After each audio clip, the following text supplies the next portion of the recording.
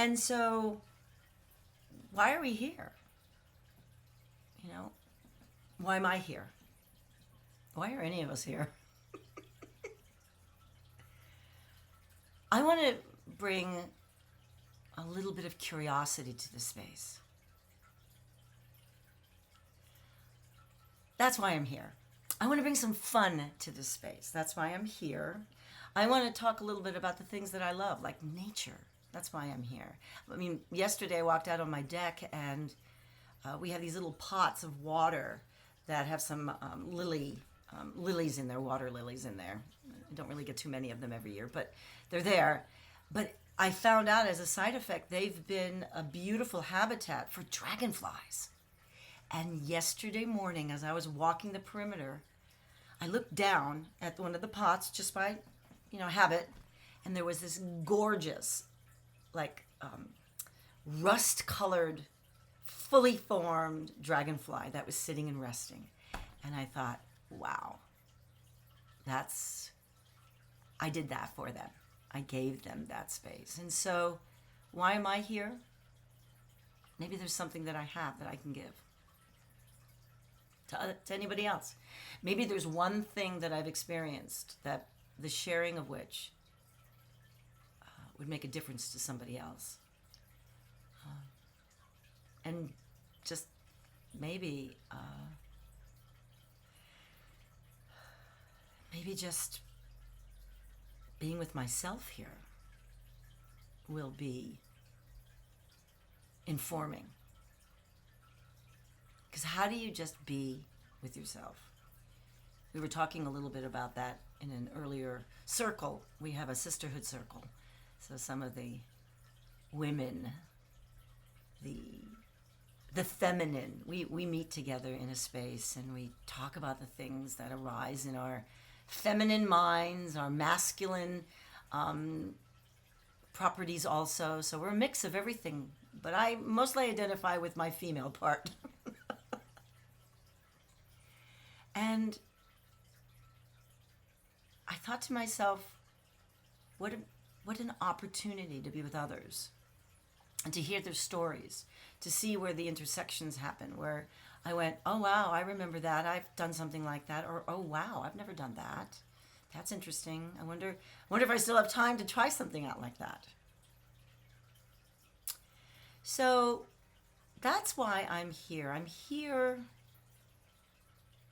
to do a little deeper digging with the you too, I'm right now doing it in a very kind of beautifully curated little tiny nest. It's like a hummingbird's nest. You know how tiny those nests are? They're really super small. But did you know that those nests are built to stretch? So if there was some unusual experience that the hummingbird mom had, and she had more than 2 typical babies, she would, the nest would stretch. And actually, as the 2 twins grow, the nest has to stretch anyway. So let's let this be a nest where we stretch with each other. Yeah, I mean, the truth can come into our space, Robin. Yeah, and maybe it's just the truth for the moment, right? Like, if we look at how I've always held truth as kind of like solid, but I actually think that the real beauty of truth is that it's layered. You keep peeling that crazy onion, you keep going deeper, you keep being present to the current moment, but there's other moments that you probably will be experiencing as time goes on.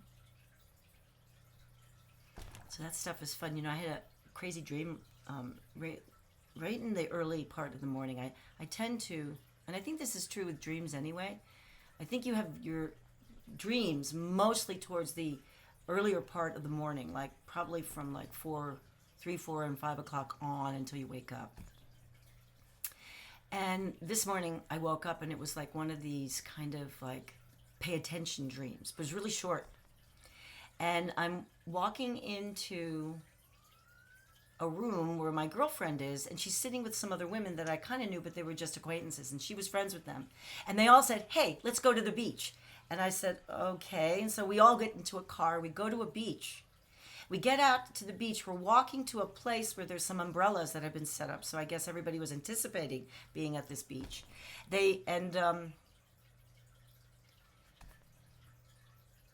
And I'm looking out at the ocean, and the ocean's really like dramatic. And suddenly I see this woman from the left of my eyesight running towards the beach. She stretches her arms up like this, like she's flexing her arms. And then she runs into there, and Jay is with me, and he says, "That's a lifeguard." And I'm going, "Oh my gosh, is someone drowning?" And we look, and as I'm looking, there's this wall, like a tsunami-sized wall of water that's dark and foreboding. And it's just gearing all the way up, and there are all these swimmers out in the ocean. And I realize they're not going to make it. And then I look up and I go, oh my God, it's a water spot, like a tornado in the ocean, and it's coming directly towards us. And I yelled at everybody in the area. I said, "Let's get out of here." And we're running up an embankment, and the embankment, the sand is falling down, so we're sort of crawling up this way. And we finally get up on the embankment, and we run to one side as this tornado just passes through. Those are my dreams. Most of the time they're pretty boring. I mean, they're pretty much like, like that feeling of fog, when you're in the fog, but you put your hands through it and there just isn't anything there. Yeah. I really love the world of dreams, and I'm looking forward to sharing more about those spaces with all of you. And you know what? Some people might say, "Oh, I don't remember my dreams." I've remembered my dreams, by the way, my entire life. But some people say, "I don't remember my dreams. I don't have dreams." I would assert you probably do have dreams, but if you don't remember them, that's just the way your system is set up. You process and you don't need to recall them. There are techniques that I can share with you to help you remember your dreams if you're at all interested in that world, because it's a fascinating world. It's a world. Oh, thank you. Thank you, Robin. Yeah. The world of dreams, I think, is one of my long-time passions. I remember as a child, I remember dreaming from the earliest times. And I would have some really, crazy-ass dreams as a child. I mean, end of the world dreams, right? Constantly things were ending. I was falling off cliffs. I even died in my dreams, and they say you can't die in your dreams, but who knows? I'm still here, so I didn't really die. But thinking of the symbolism of dreams, thinking of what that might have even meant to me as a child. What was I dying to, right? What was the part of me that was dying off in order to have something new, in its place? So it's a conversation that that I will probably have for the rest of my life. And I've discovered some new things about dreams. So that's the stuff I want to share with all of you too. Because we all know about, those books, interpretation of dreams and stuff like that. But there is something called social dreaming that I discovered about, a little over a year ago. And at first I couldn't wrap my mind around it, because you mean we're not trying to figure out what the dream means to me. But in this space, you do a little bit of that, but you don't keep yourself as the focus. You actually bring your dream into a space of other people. You share the dream like I'm doing right now of my earlier dream just a moment ago. And then you allow people around you to have associations for themselves. Like what popped up in their mind in that moment. When I said about the tornado or the water spout, I used words, right? Coming right towards us, someone being rescued, they might be drowning, right? You had associations when you just heard me talk about that. And that's what social dreaming is about. Social dreaming dates back way, way, way, way, back to Egypt, probably even before then. People have been dreaming, I think, ever since the beginning. Even animals dream. So those are the kind of experiences. As I understand dreams deeper and deeper, they actually have the potential, maybe, to be an impact for all of us. Like my dream might actually be speaking to something that you're experiencing. Yeah, dreams, they have layers. Like life has layers, right? So dreams have layers. And I'm loving what you're saying here, Robin, about, you know, the layering of life even, right? So you're talking here about relational layering, the moment by moment experience with what is, but you can't prove it, right? Yeah, thank you for sharing that. And dreams actually do that in a most unarmored way. They're not, you don't have a facade in your dreams. Your dreams are not facade filled. They are actually probably the purest form of truth done through symbolism that we might actually have availed to us, except possibly, you know, ayahuasca or those kind of like intense psilocybin trips, or, you know, where you go on psychedelic adventures with your mind. And yeah, so much available to us, so many areas. And you know what, dreams may not be your thing. That's totally cool. And if you're curious, then dreams could be possibly an access that you didn't even know you had to something else in the world around you and in the world within you. So I would love to invite anybody here that's on the call, share a dream you might have had, even a snippet, even an old one from, you know, years back, something that's like been sitting with you for a while and that you've had kind of like became part of your memory, right? A memory dream. I have a few of those. Those are pretty cool. Hey, welcome, Eileen. Hey there, Quiverton Gatsby. Hi. Oh, this is fun. Yeah, so talking about dreams, that's one area that I love. I'm really excited about this new space that we're creating. Hey, Jay. Jay, by the way, just full disclosure, he's my husband. So he's Quiverton Gatsby, two names from our cats. We love our little kids. They're so sweet. Yeah, lots of exclamations. Yeah. For exactly who they are and exactly who they're not. Which, you know, is to be celebrated, I think. To celebrate who we are and who we're not. That's pretty cool. So we're building a community here. One human soul at a time, one little pure essence at a time. And hey, welcome, Malhide. How do you pronounce that? Is it Malhide? Malhide? That's interesting. I know who that is, though, but I'm not going to give your name away unless you want it to be given away. Up to you. Yes, hi, James. Hey, by the way, James, I figured some things out all on my little lonesome. But there's one thing that I'm going to figure out over the next week, and then when I've relaxed into figuring that out, I'll share it with everybody. Anyway, talking about this space, this community, this As Above Academy. I said something earlier. I don't think you were all here to hear it, but I see As Above Academy as the love child of Z-Lab. And Z-Lab is also a new entity. We have a presence in the internet. We have a website. We're on Facebook, as well as Above Academy, which is where I really would want everybody to go to see our active, members, the things we're talking about in the moment, right now, here and now. But As Above Academy is kind of the space that we've curated to bring community together. So welcome, everyone. Glad to have you here. I want to share with you, I have a few more minutes left here. I want to share with you our values. I'm going to put up a little card. I know them by heart, by the way. We even have like a cool mug. Next time I'll bring the mug and show you what it looks like. But these are our values.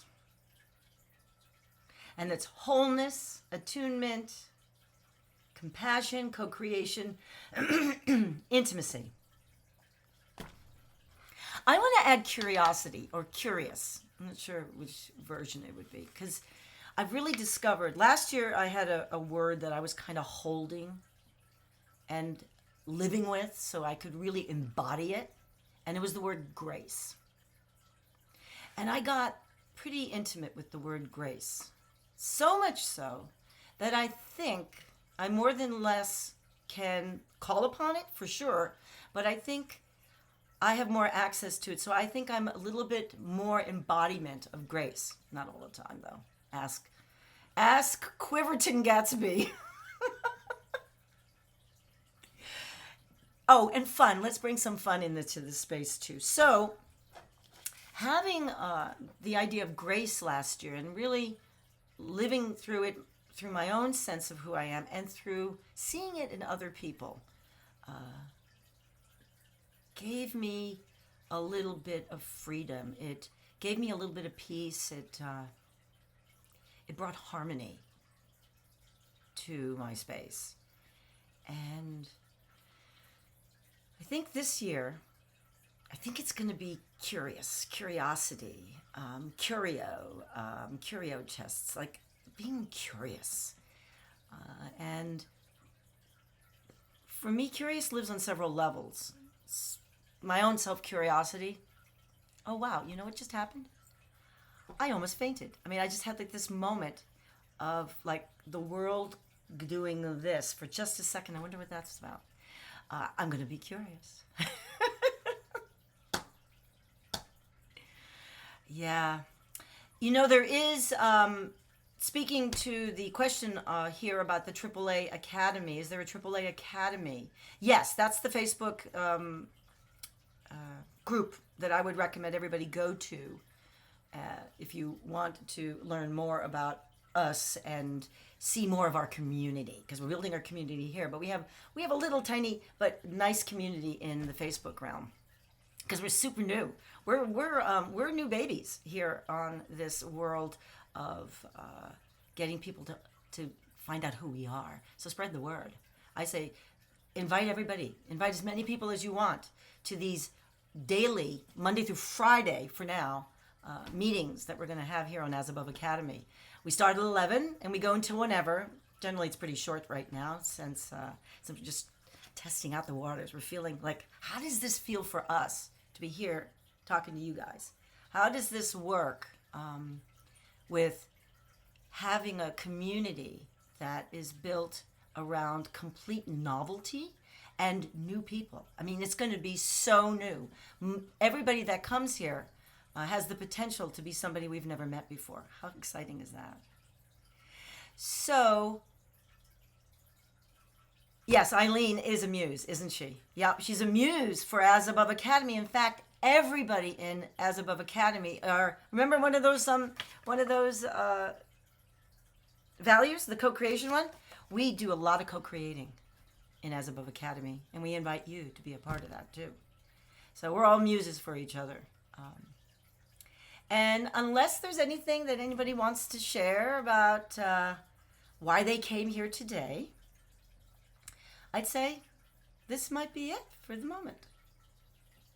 It was fun. I'll give you 30 seconds. In fact, let's do a little mini kind of like recentering moment. Let's take a moment right now and find yourself comfortable wherever you're sitting. Yes, Eileen, it was fun. This is fun. You'll have fun when you're on this in the hot seat on Thursday. Yes, Eileen's going to be chatting with us on Thursday, so be sure you come on Thursday at 11. But just take a moment right now, and you can close your eyes. Put your feet down as flat as you can. Find yourself comfortable.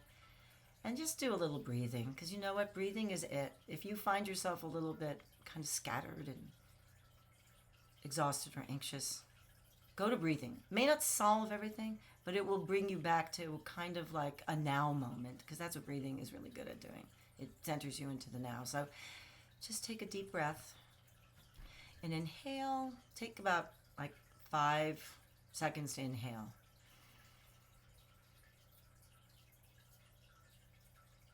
And then hold it for 4 seconds. And then take a really long exhale, about 8 seconds.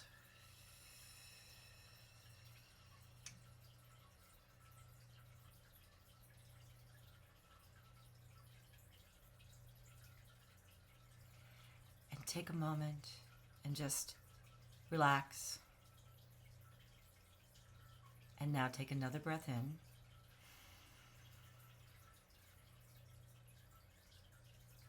Hold it for 4 beats. And then exhale slowly for 8.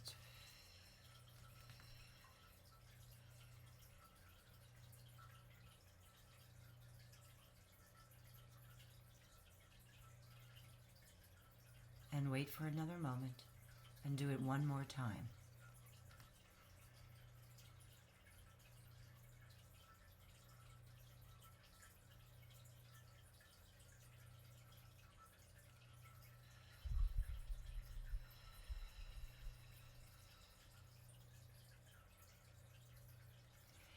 If you do that any amount of time during the day, do that 3 breaths, you might really discover how you can have agency over how the world is starting to show up for you.